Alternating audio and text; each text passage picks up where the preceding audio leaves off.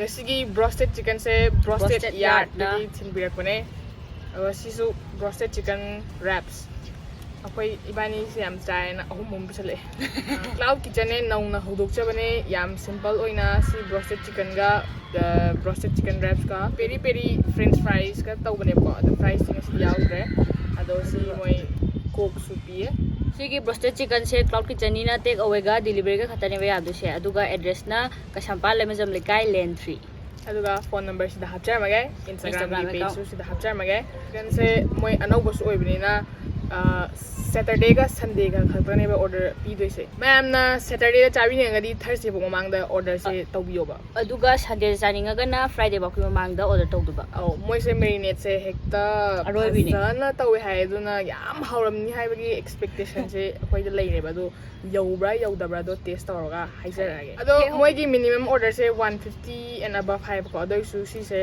piece amatang lojage hai su hai ba piece amatang roga 70 ama happy ra u hai su ya de mix tawra loge hai su haidi itom da chabi ning boy ta su ado akoi gi se bucket ani nga si se bucket achobo do bucket ani lai ba ama piece nipan han ba maga piece mari han ba maga piece nipan gi na 450 odo ba piece mari gi na 280 odo ba ado home delivery gi se Imphal area dagi 4 km lai ba koi moi na loin tawjabane ba phone number sida tawbiro aduga radius sang bagi matungina charge dum layerni 40 60 gi tamai chaning mana khangam dena ngasai dagi chaning ma ngai mai su mut khida da khaba adugi mathak sida la aga amu sik lang ngare nu sa marak sida ado horage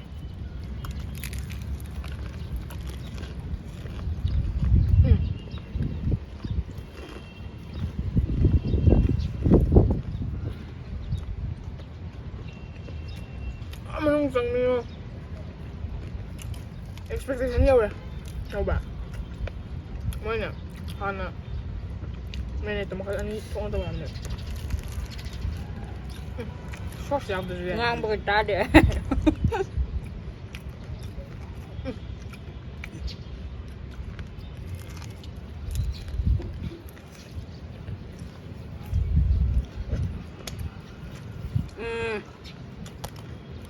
wah itu sang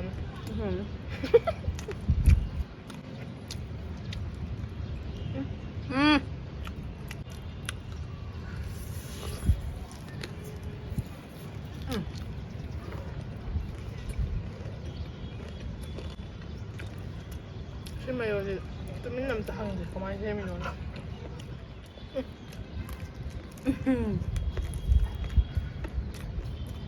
ꯀꯩ ꯍꯥꯏꯒꯗꯕꯅꯣ ꯈꯪꯗꯦ ꯑꯗꯣ ꯃꯣꯏ launch ꯇꯧꯕꯁꯦ May 7ꯗ ꯇꯧꯗꯣꯏꯅꯦꯕ ꯃꯣꯏꯒꯤ 7 ꯌꯧꯕ꯭ꯔꯦꯗ ꯍꯥꯟꯅ pre order ꯑꯗꯨꯝ ꯇꯧꯕ ꯌꯥꯔꯅꯤ ꯄꯤꯔꯒꯦ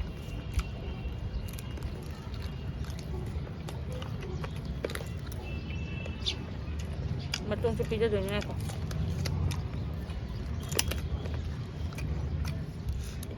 ꯍꯥꯞꯄꯤꯈ꯭ꯔꯣ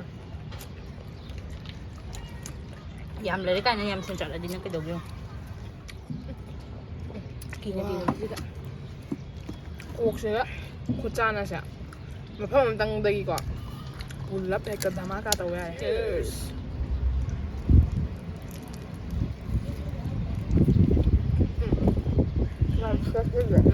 Hi ꯌꯥꯝꯅ ꯃꯨꯚꯤ ꯎꯅꯤꯡꯕꯁꯨ ꯂꯩ ꯃꯤ ꯑꯣꯏꯁꯨ ꯍꯥꯏ ꯇꯧ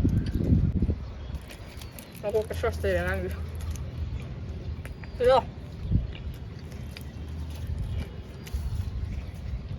ꯂꯝ ꯍꯦꯜꯂꯛꯀꯅꯣ ꯃꯥꯏ ꯃꯥꯏꯑꯣꯁꯦ ꯁꯤ ꯃꯅꯨꯡꯗ ꯍꯥꯞꯄꯤꯁꯦ ꯁꯤꯅꯦꯕ ꯈꯨꯍꯥꯎꯁꯦ ꯂꯩꯇꯦ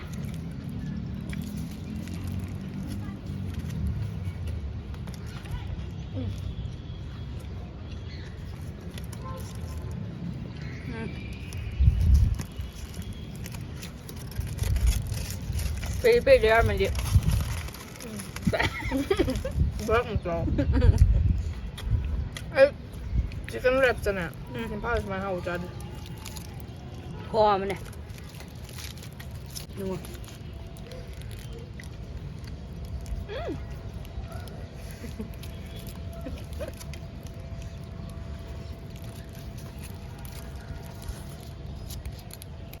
ꯑꯃꯨꯕꯤ ꯅꯪꯗꯤ ꯀꯣꯏꯆꯠ ꯆꯠꯂꯦ ꯆꯠꯂꯣ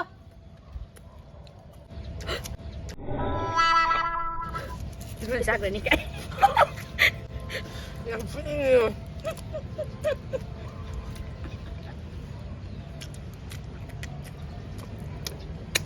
ꯀꯩꯗꯧꯔꯒꯦ ꯂꯣꯏꯈꯤꯗꯣꯔꯦ ꯑꯅꯤ ꯂꯩꯔꯤ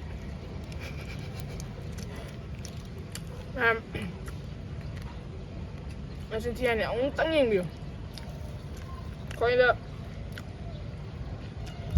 ꯚꯤꯗꯤꯑꯣꯅꯤꯅ ꯄꯪꯍꯥꯏ ꯍꯥꯏꯖꯤꯟꯕ ꯅꯠꯇꯦꯕ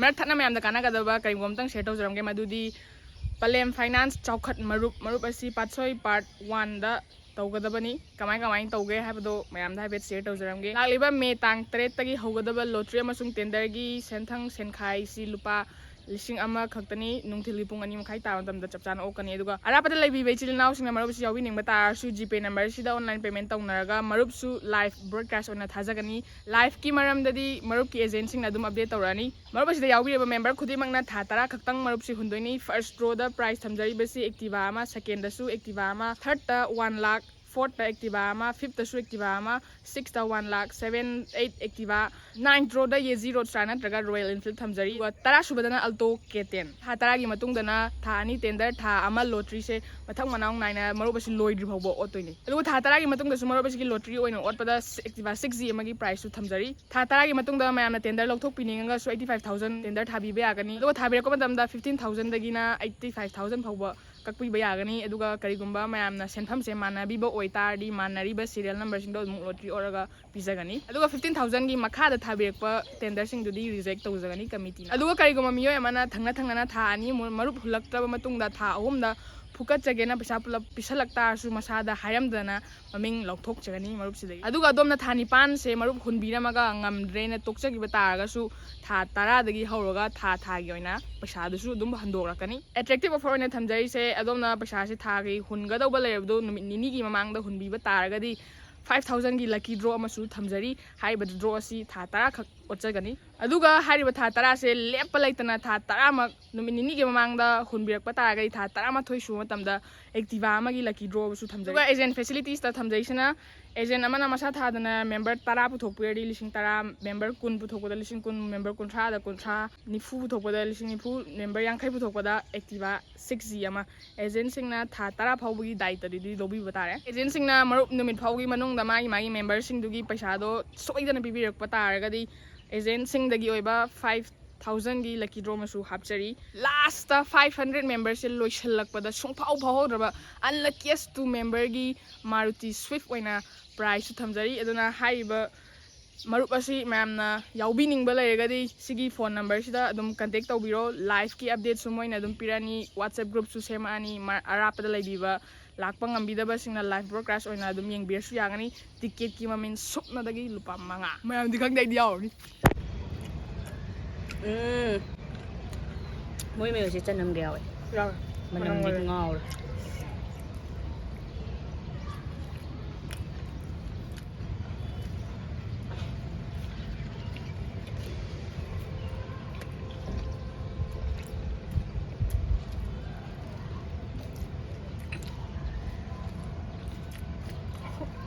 ꯍꯥꯏꯕ ꯅꯨꯡꯉꯥꯏꯀꯣ ꯆꯤꯛꯄꯗꯁꯨ ꯅꯨꯡꯉꯥꯏ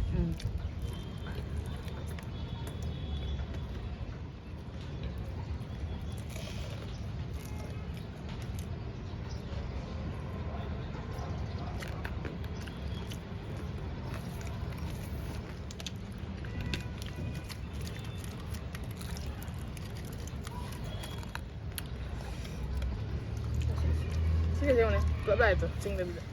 Yan siya. Wow! Amog the set pieces.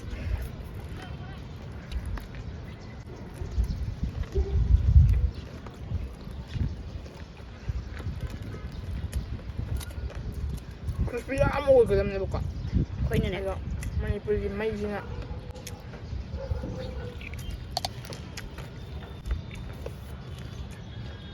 Lang nga.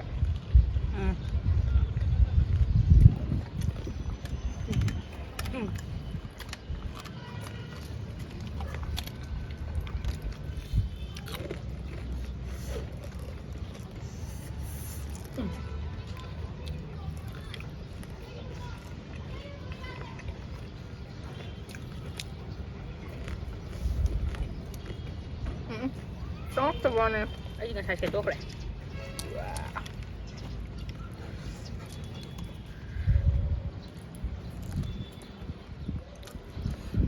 Ura.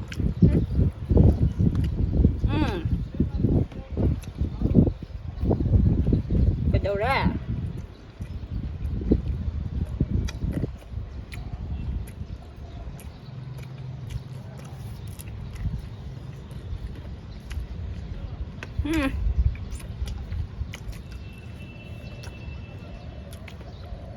Chị bảo ăn hảo rồi chị này thì khẩn lắm. Hầu bia nó cô. Video này mấy cái cũng hay chấm rất tiếc cô.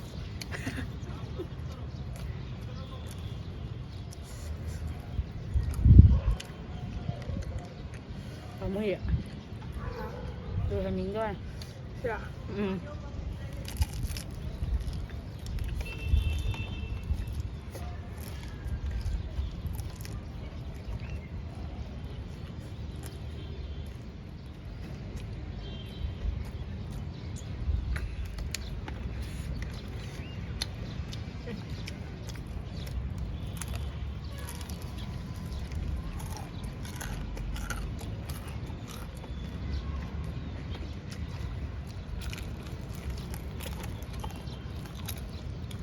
Ôi nó khoát rồi Mẹ sao đi gì? Nhá.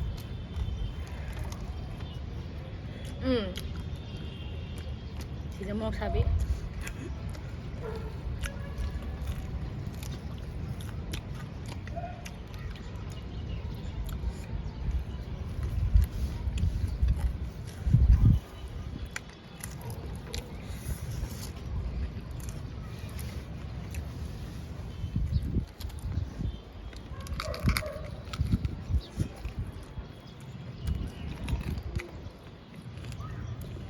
Samam dile. Kita thopro thijan ba. Silam.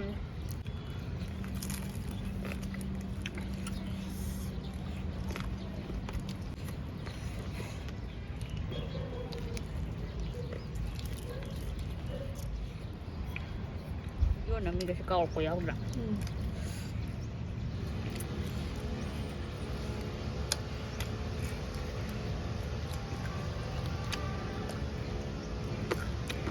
Pwede kayong seme. Video mo naman ba? Ang basay. Oh.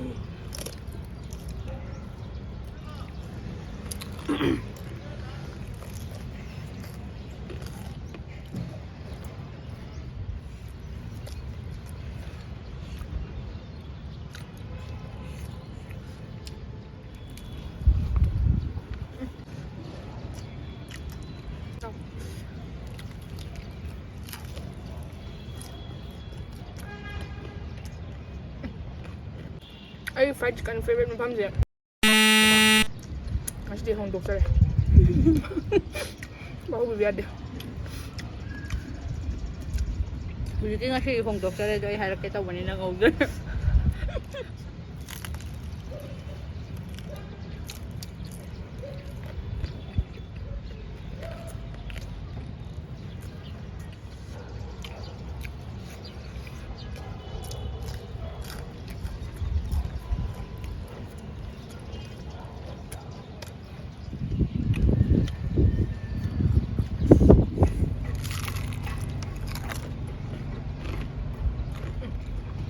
Sa kumbigo. Sipil agad. Mo be! Pelo ko na. Hayaan yung dali.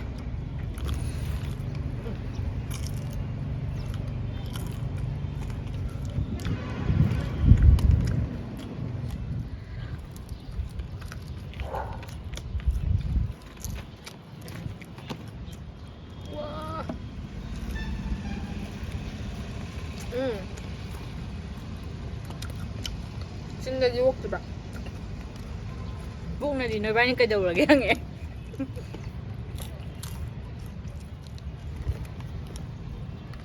Jadi, ising pa rin ko, ni ho hindi. Hindi na yan. Sabi to.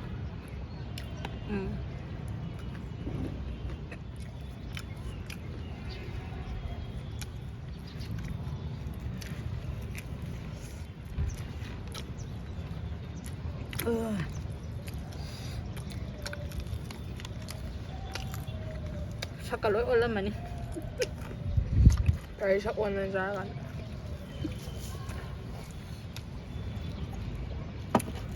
Gini mo isa ba?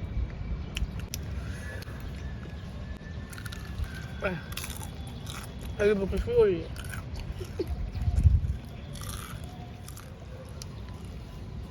혹시 talaga hawak na ba naman yun na? Okay ba? Hindi may kakanbiya harap ko eh. Alam niyo.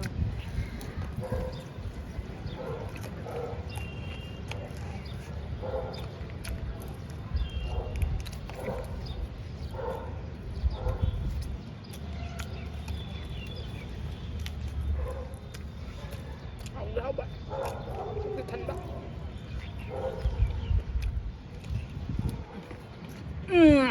Dyan. Malulog daw sa tok kaya ba?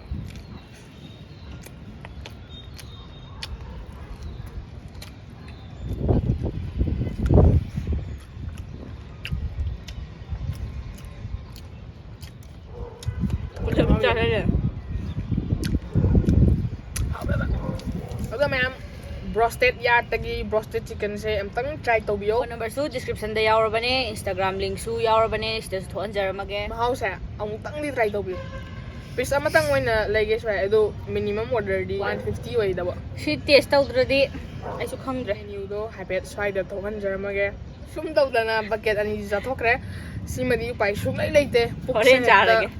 ꯍꯥꯎꯕꯗꯤꯀꯣ ꯑꯅꯤꯁꯦ ꯍꯣꯔꯦꯟꯒꯤ ꯊꯝꯖꯟ ꯑꯗꯣ ꯃꯣꯏꯁꯦ date 7ꯗ launch ꯇꯧꯗꯣꯏꯅꯦ ꯍꯧꯖꯤꯛꯇꯒꯤ pre order ꯑꯗꯨꯝ ꯇꯧꯁꯟꯕꯤꯕ ꯌꯥꯔꯦ ꯁꯦꯇꯔꯗꯦꯗ ꯂꯧꯒꯦ ꯍꯥꯏꯔꯒꯅ ꯊꯔꯁꯗꯦ ꯐꯥꯎꯒꯤ ꯃꯃꯥꯡꯗ ꯁꯟꯗꯦꯗ ꯂꯧꯒꯦ ꯍꯥꯏꯔꯒꯅ ꯐ꯭ꯔꯥꯏꯗꯦ ꯐꯥꯎꯒꯤ ꯃꯃꯥꯡꯗ ꯚꯤꯗꯤꯑꯣꯁꯦ ꯃꯇꯥꯡ ꯁ꯭ꯋꯥꯏꯁꯤꯗ ꯂꯣꯏꯁꯤꯟꯖꯔꯒꯦ ꯑꯩꯈꯣꯏ ꯚꯤꯗꯤꯑꯣ ꯁꯦꯝꯕ ꯅꯨꯡꯉꯥꯏꯕꯤꯔꯒꯗꯤ ꯂꯥꯏꯛ ꯇꯧꯕꯤꯔꯝꯃꯣ ꯆꯦꯅꯦꯜꯁꯤꯕꯨ ꯁꯞꯄꯣꯔꯠ ꯇꯧꯕꯤꯕꯅ ꯁꯕꯁꯀ꯭ꯔꯥꯏꯕ ꯇꯧꯗ꯭ꯔꯤꯕ ꯌꯥꯎꯔꯒꯗꯤ ꯇꯧꯁꯟꯕꯤꯔꯝꯃꯣ ꯂꯣꯏꯁꯤꯜꯂꯛꯄꯗ ꯃꯌꯥꯝ ꯄꯨꯟꯅꯃꯛꯄꯨ ꯑꯃꯨꯛꯀꯁꯨ ꯍꯟꯅ ꯄꯨꯔꯝꯖꯔꯤ